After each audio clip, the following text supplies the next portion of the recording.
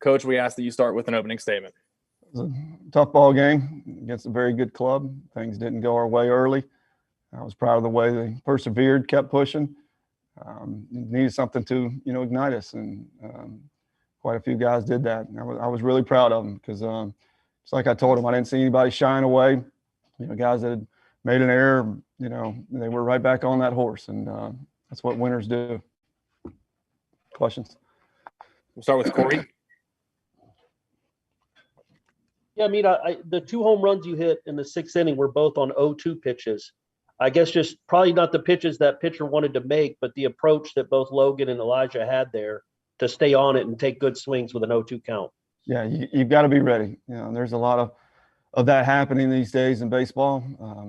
They're trying to save pitch counts and feel like they got you on the ropes, and the batting averages are crazy low with, an 0-2 count and 1-2 count. But both guys were ready and didn't let it sneak past. And bear with me, guys. I woke up with a head cold, and so did some of our players. So if I start getting a coughing attack, bear with. Arya?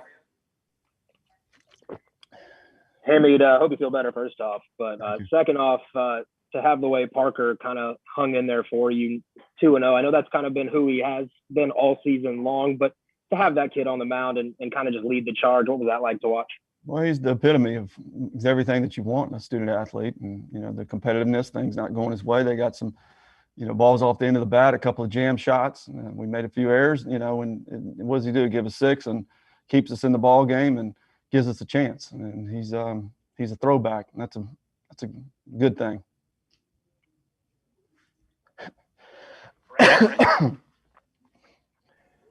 It seemed like in the second time through the order that you guys are putting some good swings together. Did you just feel like it was sort of a matter of time for the ball to start dropping or going over the fence for you guys? Yeah, you got a guy that's got, Stanley's got a lot of ride to the fastball, and you got to really fight to stay on top of it. And, it takes some time, and you just can't throw in the towel and after 3-4 innings and say we're done. And, we need something to ignite us. And obviously we got that, and we played good defense the rest of the way. And, like I told him, that was exactly the type of game that we needed, because there's going to be other situations you run into where things aren't going your way. You got to keep pushing. Aslan? I know you're scratching and clawing throughout the game to always get an opportunity, but when Tyler's ball falls in the outfield and they drop it, did you feel like that was a moment that you would be able to capitalize on, and how fulfilling was it to see some runs come across in that moment? Anytime our 2 through 5 are coming up with a runner on base, that is, heartwarming, if you will. We feel like we're going to get production. Greeny had some good swings. Dill had some good swings. We're just going to, keep doing our thing. It may not look pretty, but we've got a bunch of winners. Kurt? Parker's probably been waiting 2 years for this moment of getting to kind of throw in a regional like this, not get to do it last year. I mean, just what is it about? How do you kind of put into words? It seems like time and time again, when the pressure is on, be it a high pressure, high leverage situation like that, it seems like that's when he shines his brightest. Yeah, he does. And all these guys, it's mentally taking a toll on them for having something you've done all your life taken away from you. And, getting that drive back and that work ethic and all the stuff that's necessary to, to have a successful season. And, they've done it. They've bought in, and, again, it hasn't always been clean and pretty, but we're still around. And I'll go to, battle with them anytime. It's a special group. Back to Brett. You touched on Jackson a little bit, but it seems like every time you put the ball in play today, it was hard hit. Just how important is it to get those quality at bats from that 9 hole and setting up the top of your order? Yeah, it starts putting pitches in his arm, and there was a couple of ABs that we didn't get anything to show for it, but Nico had one, and stuff like that goes a long way, and it gives you, when guys are from the windup, they're different for the most part. They have better velocities from the windup, and their stuff's better because they do it more often than they do from the set. So anytime you can get the guy in the set, you got to like your chances. Walks and hit by pitches and little things, they all factor in and help you. Arya? And you got a couple of good options available for tomorrow night with Bryce and with Connor. Any idea who you guys might toss out there tomorrow night? And we got to take a look at it. We're one game at a time, and see what gives us the best chance. We feel like gives us the best chance. The guys know it.